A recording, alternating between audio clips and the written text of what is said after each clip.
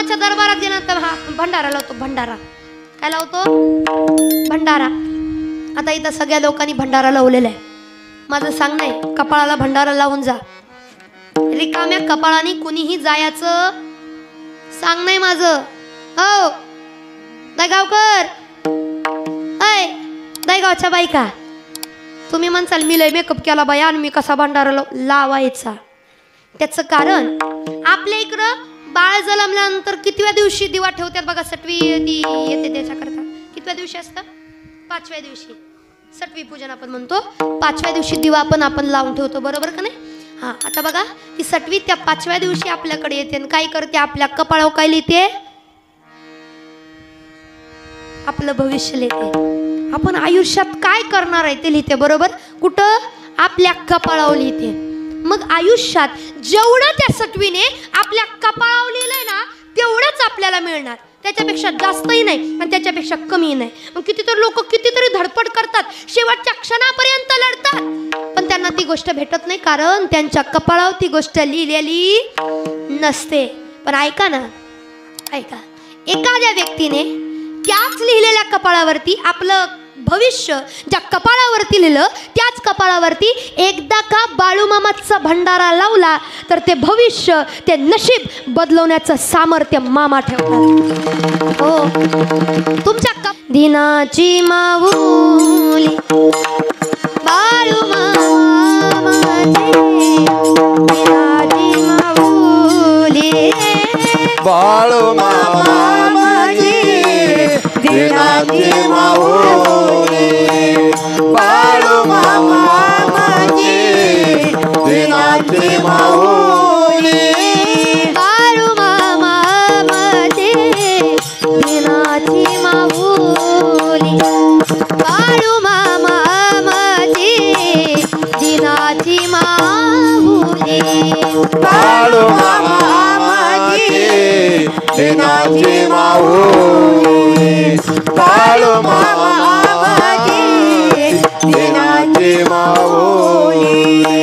त्यांच्या कृपेची आभावर सावली, त्यांच्या कृपेची आभावर सावली बाळूमामाची, दिनाची माऊली बाळूमामाची, दिनाची माऊली बाळूमामाची, दिनाची माऊली बाळूमामाची, दिनाची माऊली.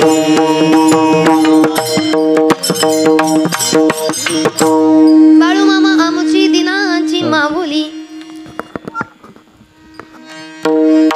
श्रीरामचंद्र कृपालु भज मन, हरण भव भय दारुणम, नवकंजलोचन कांज मुख कर कांज पद कांजारुणम. श्रीराम श्रीराम दया घन शंकर गुरु महाराज, दया घन शंकर गुरु महाराज, दया घन शंकर गुरु महाराज. हर हर शंकर जय जय शंकर, हर हर शंकर जय जय शंकर, हर हर शंकर जय जय शंकर, हर हर शंकर जय जय शंकर. हर हर शंकर नमामि शंकर शिव शंकर शंभो, हे गिरिजापति भवानी शंकर शिव शंकर शंभो. हर हर शंकर नमामि शंकर शिव शंकर शंभो, हे गिरिजापति भवानी शंकर शिव शंकर शंभो, देवा शिव शंकर शंभो. हर हर शंकर जय जय शंकर, हर हर शंकर जय जय शंकर. पुरविती ताजाते कास, पुरविती ताजाते काजया घन शंकर गुरु महाराज, दया घन शंकर गुरु महाराज, दया घन शंकर गुरु महाराज.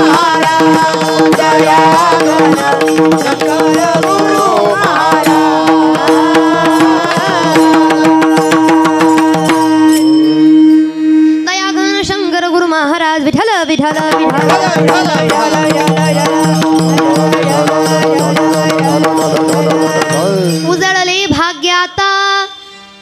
उजळले भाग्याता अवघी चिंता वारली संत दर्शनी हा लाभ पद्मनाभ जोडला प्रस्तुत प्राप्त प्रसंगी प्राप्त स्थळी कीर्तन रूपी सेवेकरता उच्चारला अभंग महान वैष्णव भक्त विश्ववंदनीय महाराष्ट्र भूषण जिजाऊ रमण पाषण तुंपन पाचवे वेदाचे निर्माते अखंड जनकल्याणाकरता आपल्या मुखारविंदातून अमृतवाणी या जगाला देणारे साधू संतांचे जीवन हे जगाच्या कल्याणाकरता असतं हे दावून देणारे अनाथांचं साधकांचं वारकऱ्यांचं ज्यांना बाप म्हटलं जातं असे असणारे जगद्गुरु जगद्वंदनीय तुकोब्बर आहे. यांचा साधा सोपा सरळ असा 4 चरणाचा अभंग मात्र 2 चरणाचे संत आपल्या जीवनात आल्यानंतर आपल्या जीवनाचं काय होतं हे सांगणार आहेत. विठ्ठल विठ्ठल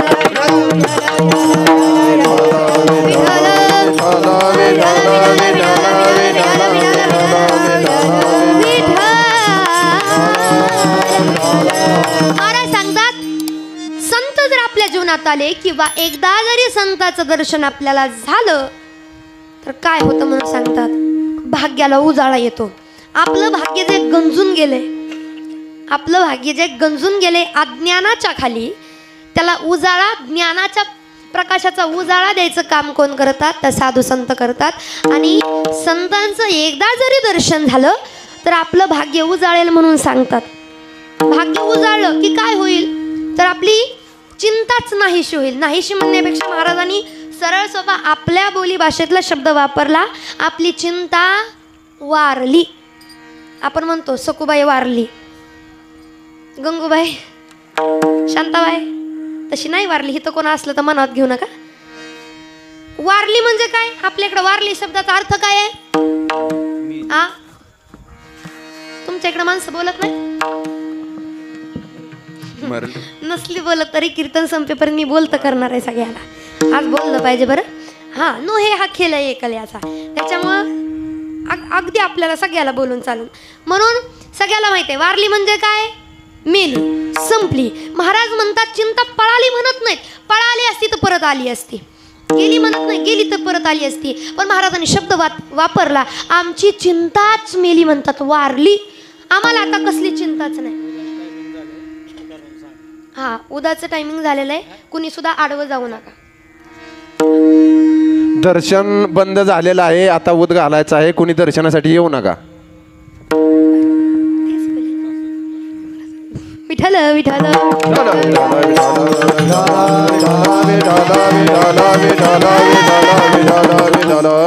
मग आमची चिंताच नाहीशी झाली. नवे नवे आमची चिंताच मरून गेली. संताचं एकदा दर्शन झाल्याने. मग संताचं दर्शन झाल्याने होतं काय तर संताच्या दर्शनाचा लाभ एवढा मोठा लाभ की आपोआप हे विश्व चालवणारा जो मालक आहे आपोआप आपल्याशी जोडला जातो. आपण त्याला भेटण्याकरता त्याला शोधण्याकरता त्याला आपलंसं करण्याकरता सगळ्या खटाटोपी करतो पण सहजासहजी तो आपल्याला भेटत नाही. पण एकदा का संताच्या सानिध्यात गेलं की तो देव सहज भेटल्याशिवाय राहत नाही. आपल्याला सहज भेटेल म्हणून सांगतात. तो विश्वात व्यापलेला आहे ते दाखवून द्यायचं काम ते करतात. नवे नवे आपल्याला काय करतात संतांजवळ गेले की संत आपल्या हृदयाला पेटी करायला होतात. आपल्या हृदयाला मंदिर बनवायला होतात आणि मग आपल्या हृदयात भगवंत आणायचं काम करतात. मग संतांनी नेमकं केलंय काय आपण देव दगडामध्ये शोधतो. आपण देव मूर्त्यांमध्ये शोधतो. आपण देव इकडं तिकडं शोधत फिरतो. पण देव इकडं तिकडं नसून तुमच्या आमच्यामध्ये देव आहे. देव आपल्या हृदयात आहे. आपल्या जवळ असणारा देव हा आपल्याला दाखवून द्यायचं काम बाळूमामांसारख्या साधू संतांनी केलेलं आहे. ज्ञानोबा तुकोबांसारख्या साधू संतांनी केलेलं आहे. आपल्या जवळ असणारा देव त्यांनी दाखवून दिला आणि तोही कसा भावाद्वारे दाखवून दिला. आपल्या अंतकरणातला भाव जागृत केला मग जगाच्या मालकाशी आपली नाळ जोडली गेली गड्या. म्हणून एवढे संतांचे उपकार आहेत. एवढं संतांनी केलं म्हणून मनुष्याने जन्माला आल्यानंतर एकदा तरी या देहाचं सार्थक करण्याकरता संत संगत करावी. मग कळेल की संत संगतीने लाभ काय होतो. महाराज अभंगामध्ये खूप गोड सांगतात. अभंगाचा शब्दचा अर्थ चिंतनाकडे वळण्यापूर्वी फक्त असो नसो भावालो तुझी आठाया भाव तुझी आठाया कृपा दृष्टी पाहे मजकडे पंढरी राया असो नसो भावालो ठाया आलो तुझी ठाया कृपा दृष्टी पाहे मजगळे पंढरी राया असो नसो भावालो तुझी आढाया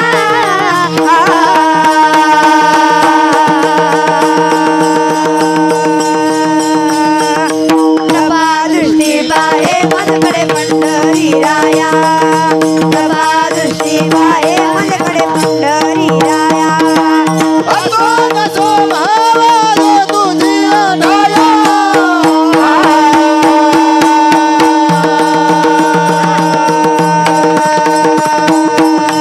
कृपा दृष्टी पाहे मजगळे पंढरी राया दृष्टी पाहे मजगळे पंढरी राया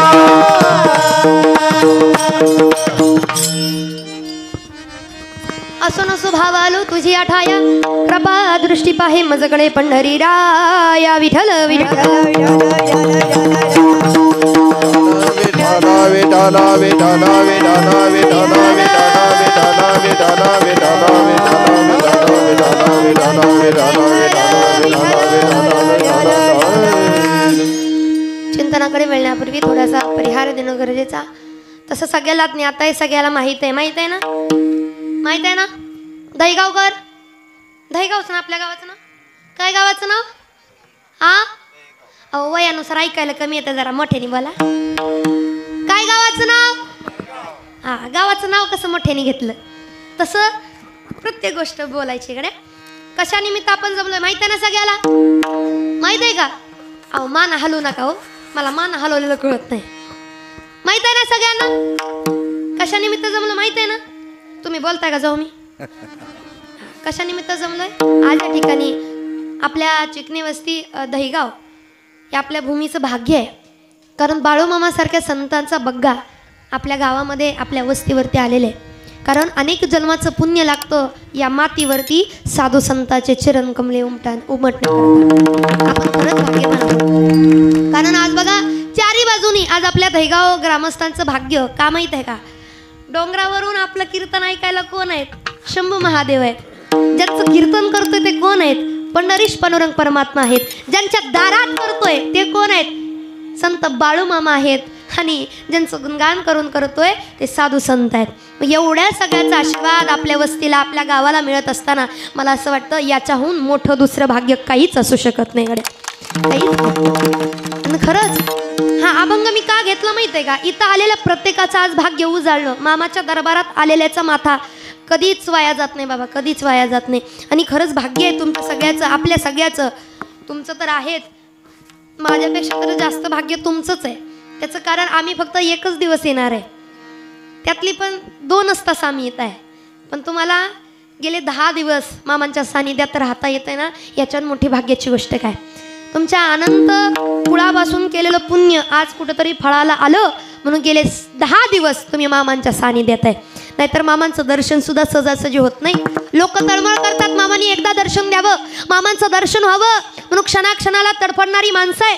पण सहज आपल्या गावाला, सहज आपल्या वस्ती चिकणी वस्तीला हे उपलब्ध झालं म्हणून खरंच आपलं भाग्य आहे. असणाऱ्या सगळ्याचं भाग्य आहे की हे सगळं मामांचं दर्शन मिळतं, एवढं सगळं घडतंय. आणि म्हणूनच उजळले भाग्य तुमच्यासाठीच आहे बरं का. खरंच आनंद आहे. कारण मामांच्या सानिध्यात राहणारी माणसं साधीसुधी नसतात. कारण मामाच साधे आहेत का हो?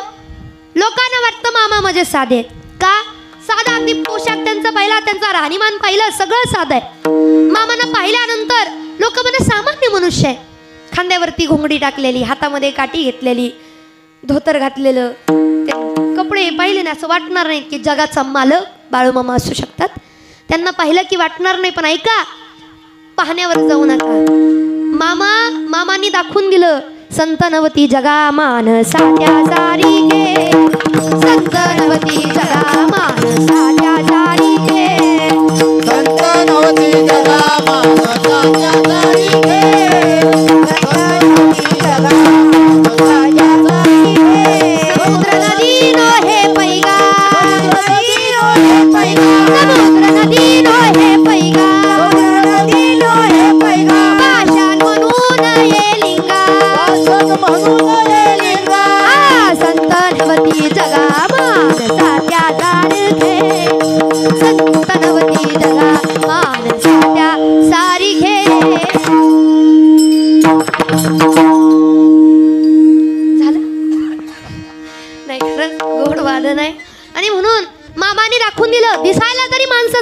असले ना तरी मामा म्हणजे साधी विभूती नाहीत गड्या. मग कोण आहेत मामा ऐका. बाळू मामा वैदव वैदव वैद, त्यानं मेंढ्या केल्या पैदव पैदव पैद. हा रुद्राचा अवतार थोर ह्यो राहतो आदमापुरा. रुद्राचा अवतार थोर ह्यो राहतो आदमापुरा.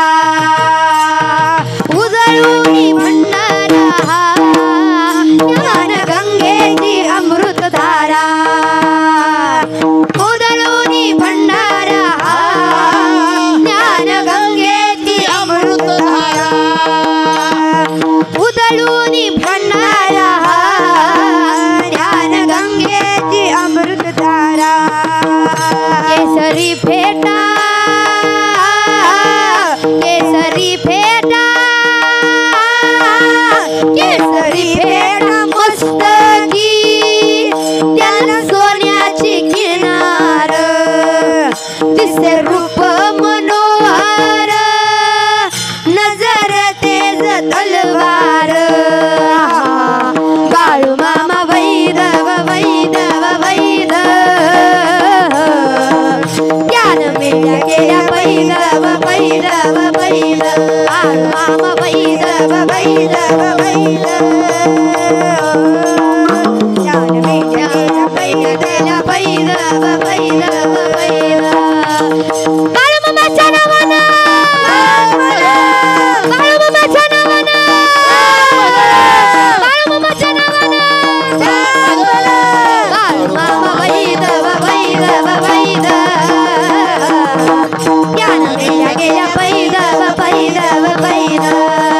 बाळू मामा वैदव वैदव वैद, त्यानं मेंढ्या केल्या पैदव पैदव पैद.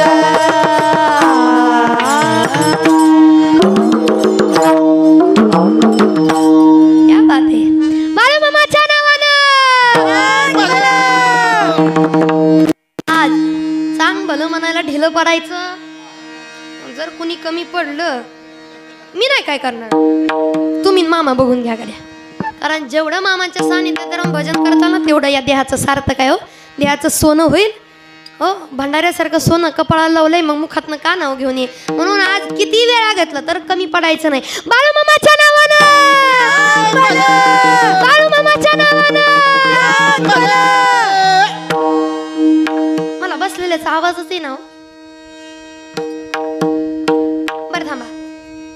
बघा कुठं आला, कुठं आला.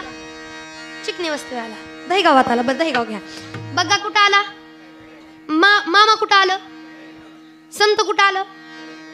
माणसं कुठं आली. कीर्तनकार कुठं आला. बसलेली कुठं आली. मग काय दुसरीकडेच आहे का तुम्ही. दहीगावच आहे पण दहीगाव बरोबर ना. मग आवाज कुणाचा आला पाहिजे. कुणाचा. दहीगावकर.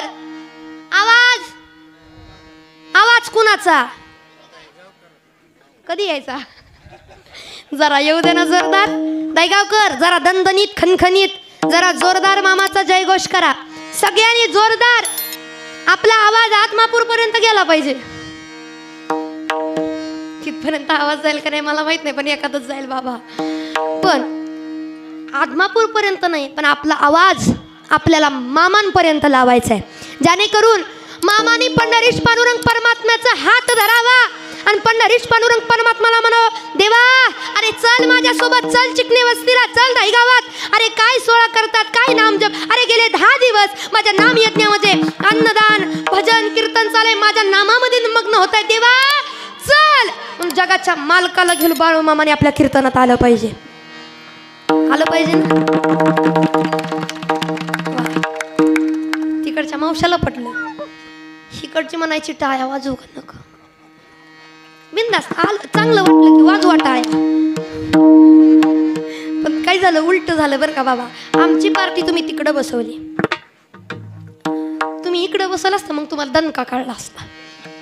तिकडं तरी पण टाळ्याचा आवाज आला का नाही. म्हणून जरा जोरदार आवाज येऊ द्या. महिला मंडळ ढिलं पडायचं दहीगावच्या बायका ढिलं पडायचं, हा जरा जोरदार खणखणीत. मागची मंडळी सगळ्यांनी जोरदार म्हणायचं. इथली धरती सुद्धा थरथरली पाहिजे.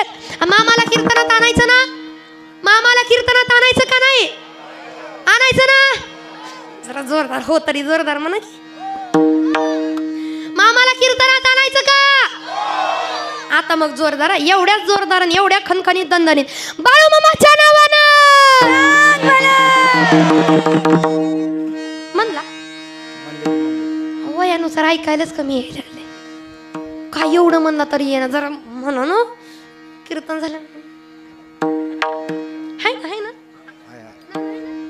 मग बरं, मग जरा जोरदार. कीर्तन संपेपर्यंत भूक लागली पाहिजे. जे लोक म्हणतात आम्ही काय असं उघड्या बसून जेवतो का काय, ती सुद्धा पळत येऊन मामांचा प्रसाद घ्यायला बसली पाहिजे. जरा जोरदार खणखणी आणि आवाज प्रत्येकाचा आला पाहिजे बरं का, सगळ्याचा आवाज आला पाहिजे. बाळू मामाच्या नावानं, बाळू मामाच्या नावानं. वा, आता कसं दहीगाव मध्ये आल्यासारखं वाटलं. नाही तर मगाल जर नाही मला कळलंय दहीगावची माणसं मोठी आहेत, मग आवाज पण मोठा पाहिजे ना. हा म्हणून खरंच हो. खरं सांगा, तुम्हाला 10 दिवस झाले तुम्ही मामांच्या सानिध्यात आहे. तुम्हाला मामांचं महत्त्व वेगळं सांगायची गरज नाही. मामांचं ताकद काय, मामांचा अनुभव काय, मामांचं प्रेम काय, मामाच्या नावाची ताकद काय हे तुम्हाला कळलं असेल. पण अजून जर मामाच्या नावाची ताकदच पाहिजे असेल तर बाळू मामाच्या नावानं, ही मामाच्या नावाची ताकद आहे. काय ताकद आहे? मी फक्त बाळू मामाच्या नावानं चांग भलं, बाळू मामाच्या नावानं म्हटले होते. तुम्ही काय म्हणला? तुम्ही चांग भलं म्हणला, पण नुसतं रिकामं म्हणला का? हात वर करून म्हणला. मी तुम्हाला हात वर करायला लावले होते का? मी तुम्हाला म्हणलं 100 रुपये देते पण करा हात वर. तसं मी नाही देणार कोणाला, पण म्हणले का? अजिबात नाही. पण तरी सुद्धा मामांच्या नावातच एवढी ताकद आहे की मामांचं नाव ऐकलं रे ऐकलं आपोआप आपले हात वर झाल्याशिवाय राहत नाही. हात वर करून मामाचं जय घोष, बाकीच्याचे हात जोडून असतात पण मामांचे मात्र हात वरती करून. त्याचं कारण, मामा मी फक्त सर्वस्वी तुमचं आहे आणि तुम्ही माझे आहात, म्हणून या लेकराच्या जीवनात काय करायचं काय नाही हे तुम्ही ठरवा. मामा मी फक्त तुमचं आहे म्हणून हात वरती करून जयघोष करायचा असतो. संताला आपलं म्हणणं म्हणजे सुद्धा खूप मोठी भाग्याची गोष्ट आहे. हे भाग्य आपल्या वस्तीला मिळालं. खरंच भाग्यवान आपली वस्ती आहे. आपली ही भूमी पावन आहे, कारण जिथं संत येतात ती भूमी भाग्यवान असते, तो देश भाग्यवान असतो. म्हणून सांगतात पवित्र ते कुळ पावन तो देश, जेथे हरीचे दास जन्म घे. हा, म्हणून आपली महाराष्ट्र भूमी भाग्यवान आहे. संत आपल्याला लाभलेत बाबा. दुसरं म्हणजे संत नसताना सुद्धा त्यांचे चरण जरी, त्यांची सेवा, त्यांच्या सेवकांची जरी सेवा घडली तरी आपली भूमी पावन होते गड्या. म्हणून खरंच भाग्यवान आहे तिथली लोक. दुसरी गोष्ट म्हणजे गेले 10 दिवस कीर्तनाचं नियोजन या ठिकाणी होते आणि सुंदर असं नियोजन, सुंदर अशा वातावरणामध्ये कीर्तन सेवा आपल्या पार पडतात. गोड अशी आपल्या कीर्तनाला साथ देणारे आजचे असणारे आपले बाळगोपाळ यांच्यासाठी एकदा जोरदार टाळ्या होऊ द्या. सुंदर अशा आपल्या पेटीला साथ देणारे बाबा आहेत, दादा काका आहेत, त्यांच्यासाठी सुद्धा जोरदार टाळ्या होऊ द्या. आपले गायनाचार्य आमच्या सिद्धीताई आधी करून काका मामा दादा या ठिकाणी आहेत, भाऊ या ठिकाणी आहेत, त्यांच्यासाठी सुद्धा जोरदार टाळ्या झाल्या पाहिजे. जोरदार वाजवा, जोरदार.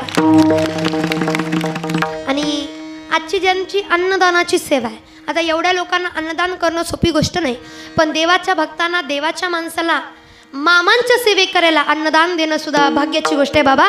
म्हणून आजचे जे अन्नदाते त्यांच्यासाठी एकदा जोरदार टाळ्या. आपले असणारे विनकरी बाबा त्यांच्यासाठी सुद्धा जोरदार टाळ्या झाल्या पाहिजे. आणि गोड अशी कीर्तनाला साथ देणारे मृदुंग वादक आपले दादा आहेत, दादांसाठी सुद्धा एकदा जोरदार टाळ्या. आधी करून असणारे सर्व मंडळी आणि या ठिकाणी या संपूर्ण कार्यक्रमाची शोभा बनवण्याचं काम जे करत आहेत, सुंदर असे सिस्टीम आहे. सिस्टीमवाल्या दादांसाठी एकदा जोरदार टाळ्या हो द्या. खरंच गोड सिस्टीम आहे, करावं तेवढं कौतुक कमी.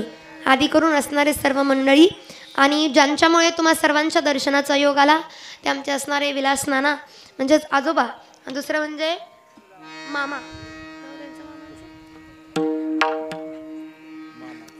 मामा आधी करून असणारे सर्व चिकणे परिवार. तसं पाहायला गेलं तर मी काही लय लांबची नाही, लय लांबची म्हणण्यापेक्षा म्हणजे माझं गाव दुसरंच आहे, परंतु हे गाव अगदी पाहुण्याचंच गाव आहे. सगळी आपलीच माणसं आहेत. आजोबा, मामा, मावशी, आत्या सगळी एकाच गावात आली ती. पण खरंच गाव अगदी पाहुण्याचं असल्यामुळे आणि इच्छा होती नानांची, आजोबांची इच्छा होती की नातीचं कीर्तन एकदा व्हावं. आणि आजोबांनी सांगितलं मला काही सांगायचं नाही. मामांचा फोन आला तर मामा म्हणले तेवढं कीर्तन करावं लागते.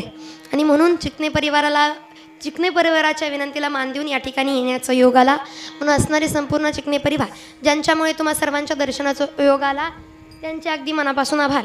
अलीकडून असणारे सर्व मंडळी. आणि दुसरी गोष्ट म्हणजे हे आज झालेलं कीर्तन आपल्याला वारंवार पाहता यावं. या कीर्तनाचा आनंद आता बघा. आता ह्या कीर्तनामध्ये सांगायचं म्हणजे काय तर तुम्ही कीर्तनात कसंही बसला, कीर्तनात झोपला तरी ते दिसणार आहे. ह्याच्यात दिसलं तर वर्षभर ते सगळ्याला दिसणार आहे. हां, म्हणून आज कुणी झोपायचं झोपणार होता काय? हां, नाही झोपायचं. पण खरंच आज आपलं मोठं भाग्य आहे. महाराष्ट्रामध्ये ज्यांचं टॉपला चॅनलचं नाव आहे ते ओम साई क्रिएशन यूट्यूब चॅनल आमचं असणारे चैतन्य दादा या ठिकाणी उपस्थित आहेत. त्यांच्यासाठी सुद्धा एकदा जोरदार टाळ्या. नाही म्हणलं तर महाराष्ट्रभर आमचं नाव ज्यांनी केलं किंवा महाराष्ट्राला दावून दिलं ज्ञानेश्वरी घाडगेकून ते असणारे चैतन्य दादा ओम साई क्रिएशन. अगदी मनापासून हृदयापासून त्यांचे आभार. कारण खरं म्हटलं ना बाबा आपल्या भागात सुद्धा हिरे आहेत. आपल्या भागात आता आपण लांब लांबचे महाराज लोक बोलवतो का नाही. पण आपल्या भागात सुद्धा तसे विद्वान कीर्तनकार आहेत, ज्ञानी कीर्तनकार आहेत, अभ्यासू कीर्तनकार आहेत. पण त्यांना कुणी पुढं न आणल्यामुळे, कॅमेऱ्यासमोर न आणल्यामुळे, त्यांना समाजा पुढं न आणल्यामुळे आपण त्यांच्या ज्ञानापासून विलुप्त आहोत महाराज. आपल्याला त्यांचं ज्ञान नाही समजत. परंतु अशा महाराज लोकांना पुढं आणायचं काम जर कुणी केलं असेल तर ओम साई क्रिएशनने केलं. कारण आपल्या भागात सुद्धा हिरे, पण हिऱ्याची पारख करायला रत्न पारखीच लागतो. कुणालाही ते कळत नाही. नाही तर सामान्य माणसं दगड आहे म्हणून फेकून देतात. पण असे आपल्या भागातील हिरे ज्यांनी रत्नपारखी बनवून शोधून काढले ते ओम साई क्रिएशन. आणि म्हणून आपल्या भागाचं भाग्य आहे की आपल्या भागाला असं सुंदर चॅनल आता सध्या महाराष्ट्रात टॉपला ते आहेत. म्हणून आजचं कीर्तन वारंवार आपल्याला पाहता यावं, ऐकता यावं याच्याकरता त्यांच्या चॅनलवरती ते उपलब्ध आहेत. आता इथनं घरी गेलं की ते बघायचं कोण कसं बसलंय, कोण काही करतंय. पण पुढं कॅमेरा आला की माणसं जरा व्यवस्थितच होतात बरं का. आणि राहावंच माणसाने व्यवस्थित. विठ्ठल विठ्ठल विठ्ठल. सर्व मंडळी कुणाचा नामोल्लेख न करता चिंतनाला प्रारंभ. विठ्ठल विठ्ठल. उजळले भाग्य आता अवघी चिंता वारली संत दर्शनी हा लाभ पद्मनाभ जोडला. आमचं भाग्य उजाळलं म्हणतात. पण कधी संताच्या दर्शनाने भाग्याला उजाळा येतो. आणि एकदा का भाग्याला उजाळा आला की काय होतं तर चिंता नाहीशी होते, चिंता मरून जाते. माणसाला भलत्याच चिंता असतात. आता विचार करा एवढी माणसं येत आहेत पण चिंतेने ग्रासलेली माणसं आहेत. समाधान नाही कुठल्या गोष्टीचं, चिंता आहे. हे झालं ते झालं, असं होतंय तसं होतंय. प्रत्येक गोष्टीची प्रत्येकाला चिंता आहे. तुम्हाला सांगू त्या चिंतेचं एकच समाधान आहे, फक्त धरावे ते संतांचे. ते संतांचं पाय धरलं ना सगळी चिंता नाहीशी झाल्याशिवाय राहणार नाहीत. मग संत आपल्यासाठी काय करतात जर असा विचार केला का संताची संगत चिंता नाहीशी का करतात. आमच्या चिंतेची त्यांचं काय घेणं देणं. त्यांनी आमची चिंता का नाहीशी करावी. कारण त्यांना आपलं वाईट झालेलं चालत नाही. बुडत हे जन न देखावे डोळा येतो कळवळा म्हणून या, येतो कळवळा म्हणून या. बुडत हे जन न देखावे डोळा येतो कळवळा म्हणून या, येतो कळवळा म्हणून या. बुडत हे जन न देखावे डोळा येतो कळवळा म्हणून या. संत आपल्यासाठी कळवळा करतात. पण कशाचा. संतांना आपल्या हिताचं काय येतो म्हणतात, कळवळा येतो ना. आपल्याकरता कळवळा करणारे एक मात्र संत आहेत. मग कळवळा येतो म्हणून काय केलं संतांनी, आपल्या कितीतरी कृपा केली, सगळं दिलं. परवा दिवशी एक मावशी मला भेटली बरं का. आता विषयाला संताचा म्हणून परवा दिवशी मला एक मावशी भेटली. ती काय म्हणली, महाराज ती लोक किती भाग्यवान असतील ज्यांनी मामाला प्रत्यक्षात पाहिलं असेल. ती लोक किती भाग्यवान असतील ज्यांनी ज्ञानोबरायांनी दृष्टीला पाहिलं असेल. हो ती लोक किती भाग्यवान असतील ज्यांनी तुकोबरायांना डोळ्यांनी पाहिलं असेल. किती भाग्यवान. म्हणून महाराज माझी लई इच्छा आहे हो, ज्ञानोबरायांनी पुन्हा जन्म घ्यावा, तुकोबरायांनी पुन्हा जन्म घ्यावा, बाळूमामानी पुन्हा जन्म घ्यावा आणि तुमच्या आमच्याला दर्शन द्यावं हो महाराज. मामानी पुन्हा जन्म घ्यावा, साधू संतांनी पुन्हा जन्म घ्यावा. आता आपण अधिकारी व्यक्ती असतो बाबा, आपण माईकवर बोलू शकतो पण लोकाला तोंडावर नाही बोलू शकत बरं का. आपल्या मनात किती आलं आणि तोंडावर बोलू पण नका, कारण तोंडावर बोललं तर समोरच्याला 100% लागतंय की लागतं, तसंच तोंडावर बोललं पाहिजे. पण ऐका, आता माझ्या विचार मनामध्ये आला, ह्यांना डायरेक्ट तोंडावर बोललं त्यांना राग येईल, म्हणून मी मनात फक्त एकच म्हणलं, ज्ञानोबाराय, तुकोबाराय, बाळूमामा अजिबात जन्माला येऊ नका. नक रे बाबा नक. का होते तेव्हा त्यांची किंमत कळाली नाही, मग पुन्हा जन्माला येऊन काय आपल्याला कळणार आहे. बरं तेही जाऊ द्या, आज ज्ञानोबा तुकोबा नाहीत, आज बाळूमामा नाहीत, आणि कोण म्हणतं ते नाही, त्यांच्या चरित्र रूपाने, त्यांच्या अभंग रूपाने, त्यांच्या ओव्या रूपाने तुमच्या आमच्यामध्ये ते अजून जिवंत आहेत. पण कधी वाचण्याचं धाडस केलं, कधी पाहण्याचं धाडस केलं, कधी मामाचं चरित्र उघडून पाहिलं, आणि आपण म्हणतो मामा परत जन्माला आले पाहिजेत, आपण म्हणतो ज्ञानोबा पुन्हा जन्माला आले पाहिजेत. मी म्हणते पुन्हा जन्माला येऊ नका. तुम्ही असता तेव्हा किंमत कळली नाही, एक वेळची भाकर सुद्धा तुम्हाला आम्ही दिली नाही, तुमची किंमत आम्हाला कळली नाही. पुन्हा जन्माला आल्यानंतर तर अवघड आहे, हे कलियुग आहे. तुम्ही पुन्हा जन्माला आलाच तर तुम्हाला ओळखणंही अवघड होईल, कारण आताचे लोक चमत्कार मानत नाहीत, विज्ञानवादी लोक आहेत. चमत्कार वगैरे काही नसतं, पण संतांचं एवढं सामर्थ्य असतं की ते चमत्कार करून दाखवतात. आणि बाबा ते चमत्कार करत नाहीत, मी स्पष्ट बोलेल, ते चमत्कार करत नाही, पण त्यांच्या भक्तीचं सामर्थ्य एवढं असतं की ते बोलेल ते खरं होतं, आणि त्याला आपण चमत्कार म्हणतो. सामर्थ्य आहे त्यांच्याकडं, आणि म्हणून हे कळलं पाहिजे बाबा. मग संतांनी काय केलं, जगामध्ये संतांसारखी कुणीच नाही, म्हणून आपला विश्वास त्या संतांवरती असला पाहिजे. या जीवनाचं कल्याण झाल्याशिवाय राहणार नाही. संतांची ये पायी हा माझा विश्वास, सर्व भावे दास. विश्वास ठेवता आला पाहिजे, कारण संत कसे आहेत, संत उदार उदार, संत उदार उदार. काय करतात, घातीले दुकान देती आली आसी. म्हणून संतांच्या दरबारामध्ये संतांनी अधिकार प्रत्येकाला दिला. यारे लहान थोर याती भलती, उच नीच काही नेणे भगवंता. संतांच्या दारात तुम्ही किती मोठा आहे, तुम्ही किती छोटा आहेत नाही बघितलं जात. तुम्ही अंतकरणापासून संतांच्या दारात गेला ना, हेच मोठं आहे. आणि मला असं वाटतं, देवाच्या अगोदर संताकडे जा, देवाच्या अगोदर मामाकडे जा, पांडुरंग परमात्मा भेटेल, देव भेटेल. त्याचंही मोठं कारण आहे बाबा, सहज देवाची प्राप्ती करून देणारे ते आहेत. म्हणून त्यांचं जर जीवनामध्ये लाभ झाला, ते जर जीवनामध्ये आपल्याला दिसले, तर आपल्या जीवनातली चिंताच मरून जाईल. म्हणून सांगतात एवढा मोठा लाभ आपल्याला होईल. अभंगाचं प्रथम चरण. उजळले भाग्य आता. संतांचं दर्शन झालं की आपल्या भाग्याला उजाळा आल्याशिवाय राहत नाही. म्हणून एकदा तरी जीवनामध्ये संतांचं दर्शन व्हावं. जर संतांचं दर्शन सहजासहजी होणं नाही बाबा, सहजासहजी संतांचं दर्शन होत नाही, आणि झालंच जीवाची काया पलट होते. आपल्या अनेक उदाहरणं आहेत, अनेक साधू संतांचे आहेत. संतांचं दर्शन, पण संतांचं दर्शन होण्याकरता आपल्या अंतकरणातून संताकरता नाव निघलं पाहिजे. आता मामांचे चरित्र उघडून पाहिले, आता मामांचं चरित्र सांगा, आपण एवढे मोठे नाहीत, आपला एवढा अधिकार नाही, पण तरी सुद्धा मामांच्या बाबतीत असं आहे, मामांचं एकदा जरी अंतकरणातून नाव घेतलं, मामा सगळं विश्व सोडून तुमच्या दरबारात तुमच्या जवळ उभा राहिल्याशिवाय राहत नाही. मामाना अंतकरणातून मामा तरी म्हणाव. फक्त मामासमोर गेलं तर मी लय मोठा आहे, माझ्याकडे भरपूर आहे, आहा मी मामाचं लेकरू आहे, मी मामाचं लेकरू आहे, म्हणून मामाच्या दरबारात फक्त उभा राहा. जीवनात कधीच आपल्याला काही कमी पडणार नाही. मामाचं सामर्थ्य हो. मामाच्या दरबारात जे जे गेले रिकाम्या हाताने कधी परत आले नाही का. अरे मामा निमुत्रिकाला सुद्धा संतान देतात. आणि ऐका, मामाच्या दरबारात गेल्यानंतर हा भंडारा लावतो. भंडारा काय लावतो? भंडारा. आता इथं सगळ्या लोकांनी भंडारा लावलेला आहे. माझं सांगणं आहे, कपाळाला भंडारा लावून जा. रिकाम्या कपाळाने कुणीही जायचं सांगणं आहे माझं. हो दगावकर, ऐ दगावच्या बायका, तुम्ही म्हणसाल मी लय मेकअप केला बाया आणि मी कसा भंडारा लावायचा. त्याचं कारण आपल्या इकडं बाळ जन्मल्यानंतर कितव्या दिवशी दिवा ठेवतात बघा. सटवी येते त्याच्याकरता. कितव्या दिवशी असतं? 5व्या दिवशी सटवी पूजन आपण म्हणतो. 5व्या दिवशी दिवा आपण लावून ठेवतो, बरोबर का नाही.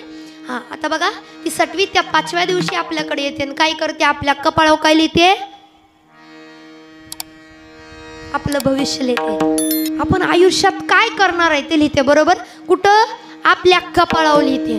मग आयुष्यात जेवढं त्या सटवीने आपल्या कपाळावर लिहिलंय ना तेवढंच आपल्याला मिळणार, त्याच्यापेक्षा जास्तही नाही आणि त्याच्यापेक्षा कमी नाही. मग कितीतरी लोक कितीतरी धडपड करतात, शेवटच्या क्षणापर्यंत लढतात, पण त्यांना ती गोष्ट भेटत नाही, कारण त्यांच्या कपाळावर ती गोष्ट लिहिलेली नसते. पण ऐका ना, ऐका, एखाद्या व्यक्तीने त्याच लिहिलेल्या कपाळावरती आपलं भविष्य ज्या कपाळावरती लिहिलं त्याच कपाळावरती एकदा का बाळूमामाचा भंडारा लावला तर ते भविष्य, ते नशीब बदलवण्याचं सामर्थ्य मामा ठेवतात. हो, तुमच्या कपाळावर जरी लिहिलं असेल तुम्हाला लेकरं नाहीत होणार, पण मामाच्या दरबारात तुम्ही गेलात, मामा आमची खुश पवित्र कड्या करा मामा, आम्हाला रिकाम्या झोळीने लावू नका. असे एवढं जरी मामांकडे इच्छा व्यक्त केली ना बाबा, तर मामा ती इच्छा पूर्ण केल्याशिवाय राहत नाही. मामाचं सामर्थ्य आहे. हो, फक्त मामाचं नाव घ्यायची तरी आहे. मामा काय करतात, एक परिवार होता, मामाला मनाभावापासून मानणार होता, मामाची श्रद्धा भावभक्तीने पूजा करणार होता, सगळं चांगलं होतं, मामाची मनोभावापासून सेवा करत होते, मानणारे होते. त्यांच्या घरात लग्नाच्या वयाला एक कन्या आलेली होती आणि त्यांनी पोरी करता चांगलं स्थळ बघितलं, उरकलं, म्हणजे आताच्या काळासारखंच अगदी चांगलं स्थळ. चांगलं स्थळ कशाला म्हणतो आपण, 10 एकर शेती, पोरगा नोकरदार, आईबाप नसले तर अतिउत्तम आहे ना. एवढा हसला, मला बाकीचं सांगायची गरजच नाही, सत्य परिस्थिती आहे ते. नवलाची गोष्ट माहिती आहे का, सहज म्हणतो तो आताच्या बायका, पोरगी दिली तर 10 एकर वाल्यालाच देणार, पण शेतकऱ्याला देणार. मला नवल वाटतं, 10 एकर त्या नोकरदाराला कुठनं आणायचं. पण तरी सुद्धा ती काय म्हणते, दिली तर पोरगी नोकरदाराला देणार, पण त्याला 10 एकर शेती असली पाहिजे. तिला 5 एकरावर हात बागत. पोरीचं नाही सांगत मी, कुणाचं सांगते, गावच्या बायका. अगं तुमचं सांगती ग. मावशा म्हणते माझी छकुली देणार. तुम्हाला सांगू, ह्या छकुलीच्या नादानी, छकुलीच्या आईच्या नादानी ह्याला पोरगी देणार नाही, त्याला पोरगी देणार, त्याच्यात आमची ही निमित्त तरुण पिढी बिना लग्नाची राहिली. हो, बिना लग्नाची. पण पोरांनो, तुम्ही मला बहीण मानता ना, मग आज मी तुम्हाला सांगते, यंदाच्या वर्षी लग्न व्हावं असं वाटत असल तर सांगू का, राहू द्या मग चालते पुढं. यंदाच्या वर्षी लग्न हो वाटत असं फक्त एकच करा, सांगू का, कोण आहे बिना लग्नाचं. कारण इकडं ओळखणं जरा अवघड आहे बरं का. पोरांना सांगू, हा म्हणले गाड्या, एक जण तरी मान हलवली. आता म्हणू वाटतंय, पण म्हणलं तर सगळ्याला कळलं आपण कसं आहे, बिना लग्नाचं आहे. पण बाबा यंदा लग्न करू व्हावी वाटत असेल, काही नाही. आता काय चालू आहे, काय चालू आहे, आता श्रावण महिना चालू आहे. श्रावण महिन्यात महादेवाची पूजा करा. महादेवा एखादी तरी पार्वती भेटू दे. बाबो, बाबांना लईच पटलेलं दिसतंय. तुमचं झालंय लग्न, हा लेकरांना म्हणतोय. आणि आपलं भाग्य आहे, आपल्याला शिंगणापूर जवळ आहे बरं का पोरांनो. यंदाच्या वर्षी, आणि खरं सांगायचं म्हणजे या वर्षीचा श्रावण महिना जो आहे तो खरंच महत्त्वाचा आणि मुख्य मानला जातो. खरंच याच्यातलं जेवढं तुम्ही महादेवाचं भजन करा, नामचिंतन करा ना, ती भाग्याची गोष्ट होणार आहे.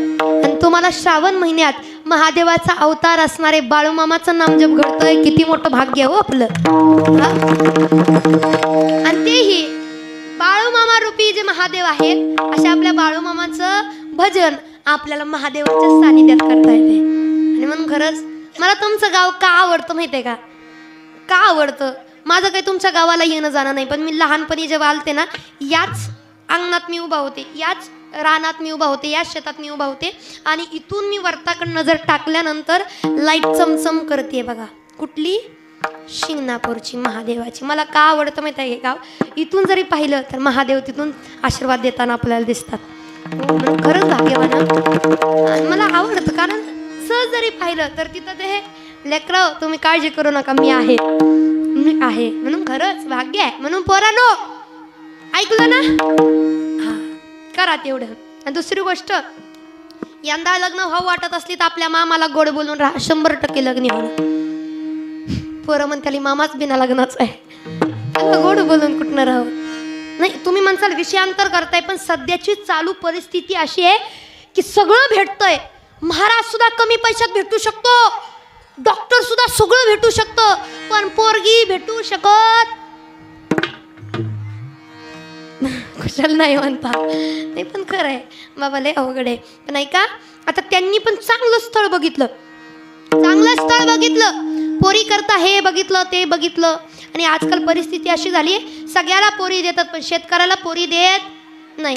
पण आता मला बसलेला प्रश्न करायचा, बसलेले सगळे शेतकरी आहेत का? शेतकरी मोठ्याने बोला, शेतकरी आहेत ना? शेतकरी जरा जोरदार बोला, मी काय तुमचं एकर नाव करून घ्यायला लागली का? शेतकरी आहे ना? हां बरोबर. आता सांगू तुम्हाला, महिला मंडळ, आपली पोरगी द्यायची असेल तर शेतकऱ्याला द्या. पोरगी राणीसारखं राज्य करे, राणीसारखं. कारण शेतकरी कधी कुणाचं लुबाडून खात नाही, स्वतःच्या कष्टाचं खातो, घामाचं खातो. म्हणून शेतकरी हा राजा माणूस आहे आणि त्याची पत्नी हे राणीसारखा संसार करते. म्हणून शेतकऱ्याला पोरगी द्या, सोनं होईल पोरीच्या जीवनाचं. आणि म्हणून पहा, आता त्यांनी चांगलं स्थळ बघितलं. चांगलं म्हणजे कसं, पोरगा नोकरदार होता, शहरातला नोकरदार होता. शहरातला नोकरदार पोरगा दिला. पण महत्वाची गोष्ट, त्यांना काय आवडलं, त्याला बापच नव्हता म्हणून त्यांना स्थळ आवडलं. बाप नसला तरी आई तर मात्र होती. म्हणजे हिची कोण झाली? सासू. कोण? सासू. जी सुनाच्या डोळ्यात आणते. कोण म्हणलं? तसं म्हण नका गाड्या, इकडंच बसल्या तेवढं विसरू नका. हा बाबा, आता ऐका, सासू होती पण सासरा नव्हता, पण सगळं चांगलं होतं म्हणून देऊन टाकली पोरगी. म्हणजे पोरीचं सगळं ठरलं, लग्नाची तारीख काढली, मामाकडे गेले. म्हणे मामा असं असं स्थळ बघितलं, करू दे का लग्न?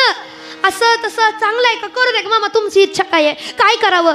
मामा म्हणले, गड्या सगळं ठरवलं, तारीख काढली आहे, लग्नाचा दिवस ठरलाय, बैठकी झाल्यात, बस्ता बांधलाय, आणि वरनं मला विचारतो लग्न करू काय?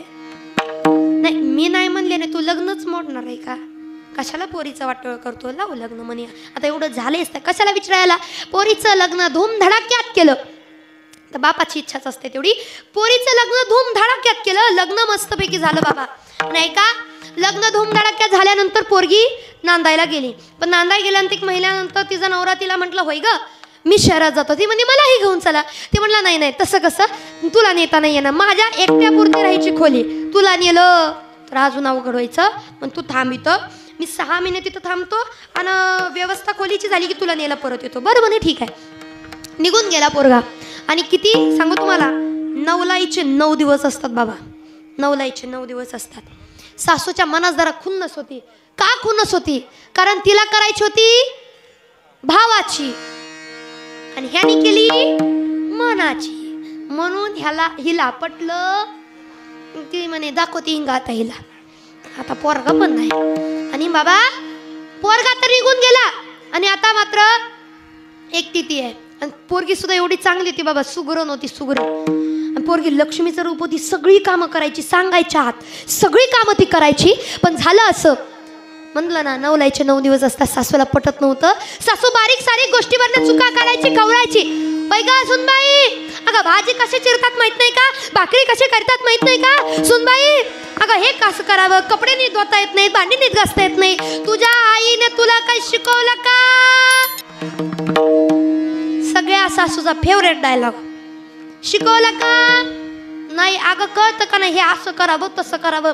भले आपल्या पोरीला साधं झाडून काढायला नाही उद्या, पण आपण माप दुसऱ्याच्याच पोरीची काढतो बरं का? आपण माप दुसऱ्याच्या पोरीची काढतो. आपण बघताना स्थळ असं बघतो, आपली पोरगी दुसऱ्याच्या दारात खाटवणं खाली उतरली नाही पाहिजे आणि दुसऱ्याचं लेकरू आपल्या दारात आल्यानंतर काम करून मेलं पाहिजे. हे अवघड आहे बाबा. दुसऱ्याचं लेकरू तसं आपलंही लेकरू. आणि नवलाची गोष्ट, लग्नाच्या बाबतीत अजून एक लोक म्हणतात, काय पोरग बिघडलं, काय म्हणतात त्याचे दोनाचे काय करा, दोनाचे 4 करा. कधी म्हणतात असं, पोरग बिघडल्यानंतर, पोरग बिघडल्यानंतर त्याचं लग्न करा म्हणतात, बरोबर? मग खरं सांगा, पोरग लग्नाच्या अगोदर बिघडतं का लग्न झाल्या अजून बिघडतं? लग्न झाल्या अजून बिघडतं. वार पट्टे म्हणजे ह्यात नेहमी लग्न झालेलीच आहे, तीच म्हणतात लग्न झाल्यावरच बिघडतं. आणि आपली इच्छा काय असते, पोरीने आल्यानंतर आपल्या पोराला सुधरावं. अरे जन्मदात्या बापाचं ज्या पोराने ऐकलं नाही, जन्मदात्या आईचं ज्या पोराने ऐकलं नाही, ते कोणा परक्या पोरीचं ऐकल का? हे विचार केला पाहिजे आपण. बाबा सत्य परिस्थितीपासून आपण लांब चाललो, जाऊ दे असू दे, आपल्याला ते काही करायचं नाही. पण सांगा आता, ऐका, पोरगी चांगली होती, गोरी होती, सासू एक क्षण काढत नव्हती तिच्या चुका काढायच्या. ऐका, पोरगी खवळतो, पोरीला ती खवळायची, चिडवायची, मारायची, रागवायची, त्याबद्दल पोरीला वाद नव्हता. पण पोरीवर हात हे उचलायची, पोरीला नकोसं झालं.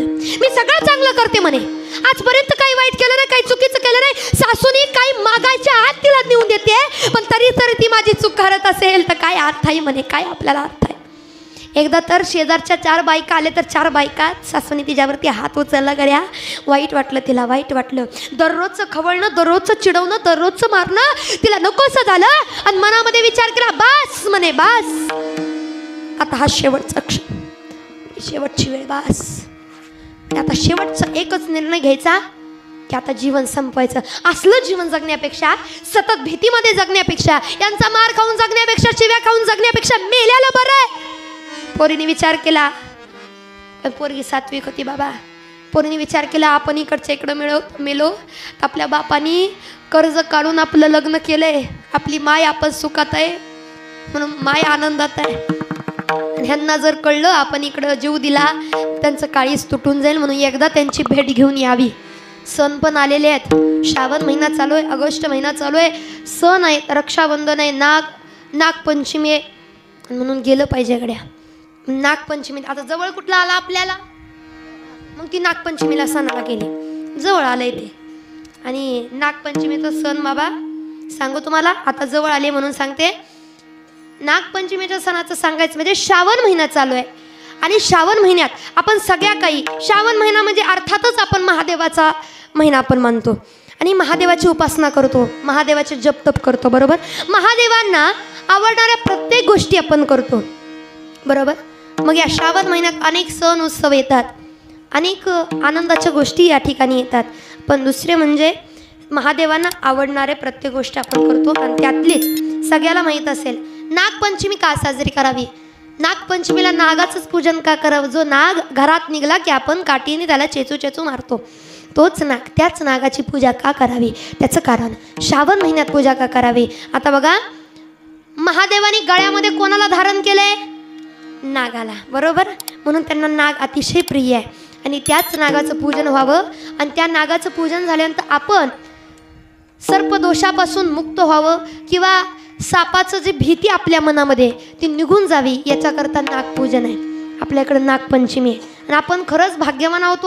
मामांच्या दर्शनाकरता जाऊ. कधीतरी लेकी बाई सुद्धा माहेरात आलेले, चला म्हणून सगळे गेले, सगळे लेगी बेगी करत मामाच्या दर्शनाकरता गेले आणि एक बारीनं मामाचं दर्शन करतायत. सगळ्याचं दर्शन झालं, पटपट सगळे बाहेर गेले. आणि मामाचा स्वभाव एवढा गोड होता, मामा दिसायला जरा कडक दिसायचे पण गोड स्वभाव.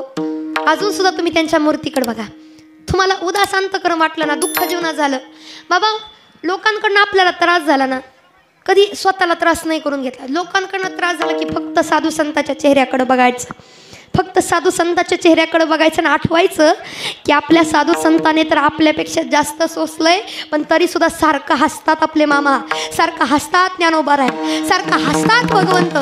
सगळे साधू संत हसतात. अरे एवढ्या जीवनात त्यांच्या समस्या असून त्यांनी हसायचं सोडलं नाही. मग 4-2 समस्यांनी आपल्याला काय होते? आपण का रडावगड्या? म्हणून आपण हसलं पाहिजे.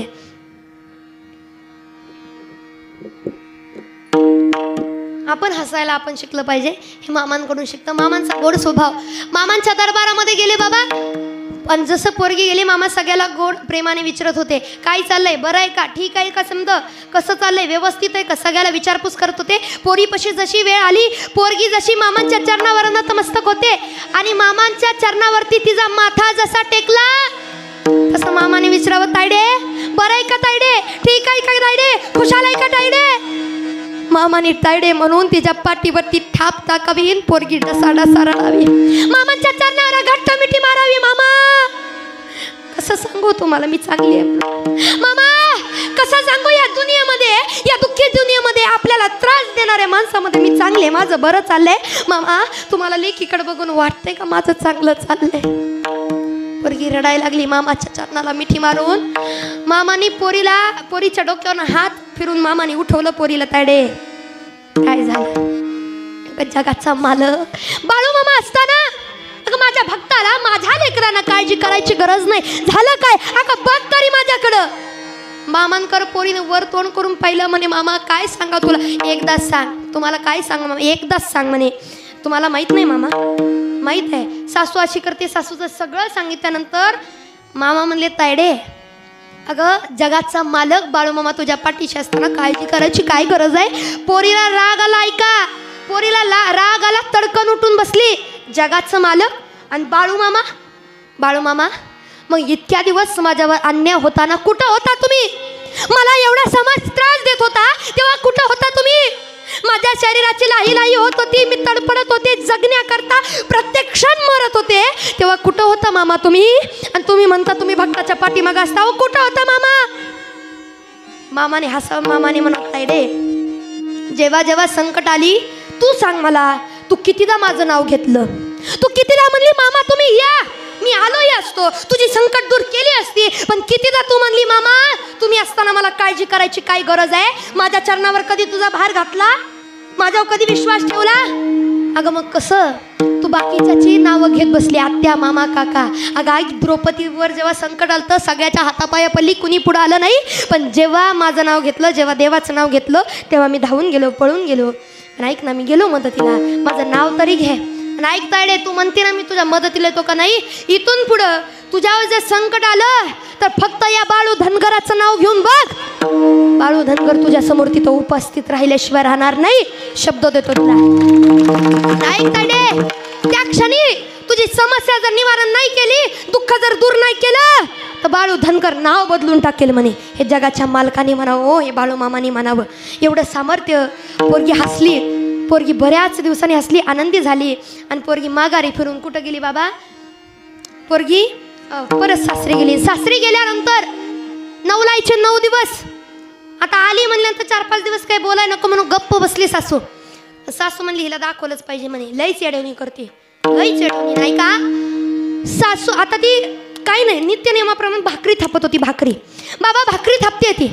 आणि सासू भाकरी सुद्धा सुंदर करायची होती. भाकरीचं टम फुगायच्या, पापुडा यायचा.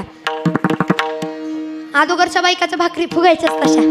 कारण आता मात्र पोरगी सुधारली आणि पोरगी भाकरी थांबताना जय बाळू मामा, जय बाळू मामा, जय बाळू मामा, भाकरी थापताना सुद्धा मामाचं नाव घ्यायला लागली. आता ऐका, मामाचं नाव घेत घेत भाकरी केली. भाकरी टम फुग, त्या भाकरीला किती फुगावं कळना, कारण मामाच्या नावानं केलेली भाकरी होती. म्हणून देवाच्या नावानं केलेली भाकरी फुगते, चपाती फुगते. अगोदरच्या बायकाच्या चपात्या फुगायच्या, भाकरी फुगायच्या, पोळी फुगायच्या. आता करणारी फुगती. मी करते म्हणून घर चालतंय, आपल्यामुळं मी आहे म्हणून काय गावकर काय म्हणते आपली बायको, मी आहे म्हणून टिकली, दुसरी टिकली. खरं आहे का नाही? मी काय माझ्या मनात सांगते काय, बरोबर आहे का नाही? खरं बोला, तुम्हाला तुमच्या बायकोची शपथ आहे. अशीच म्हणते का नाही? एवढं पण खरं बोल नका. तिकडंच बसल्या ते आणि त्यांना तिकडं बसवलं, इकीने खडं फेकून मारलं का नाही? महाराजा सगळं सगळ्यांचा हाल इथं. पण खरंच बाबा आता ऐका, भाकरी टम फुगायची, पण सासूला कशात चूक काढू, कशात चूक काढू. आणि सासूला कारण घावलं. सासू पळत आली. अगं सुनबाई म्हणे मला मारते काय, मला जाळते काय, किती तो धूर केलाय, तुला चांगलं माहिती आहे धुराचा मला त्रास होता. अगं मी आता मरते, आता माझं काही खरं नाही का. आता फक्त धुराचं कारण तिने काढलं. अगोदरच्या काळात चुलीवर भाकरी असायच्या, चुलीवर स्वयंपाक असायचा. एवढा धूर झाला, वैताग आला आणि म्हणून तिने म्हणावं अगं सुनबाई मला मारते काय, आता काही तुझं खरं नाही, तू मला मारते का मी तुला मारते बघू. म्हणून सासूनी मागं पुढं पाहिलं नाही, जळणाऱ्या चुलीमधलं जळकं लाकूड बाहेर काढलं आणि दणकिरणी पुरे. बाबा किती वेदना असतील होत्या, किती वेदना. एवढी क्रूरता आपल्याच माणसाविषयी, आपल्याच मनामध्ये एवढी क्रूरता. नवल वाटतं, नवल वाटतं आपल्याच माणसाविषयी एवढी क्रूरता. हो पोरीने ऐका, सासूने त्या जळत्या चुलीतलं जळका लाकूड जसं बाहेर काढलं, पोरगी थरथर थरथर करायला लागली. तिच्या लक्षात आलं आज आर्या पार होणार आहे, सासू आपल्याला मारणार आहे गड्या.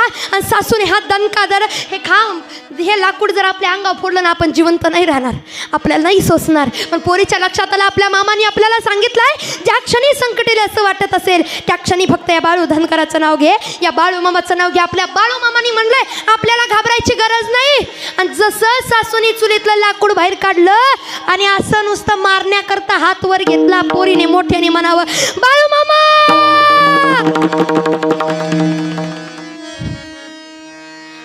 तुम्ही सांगायचं मूडच घालून टाकला सगळा.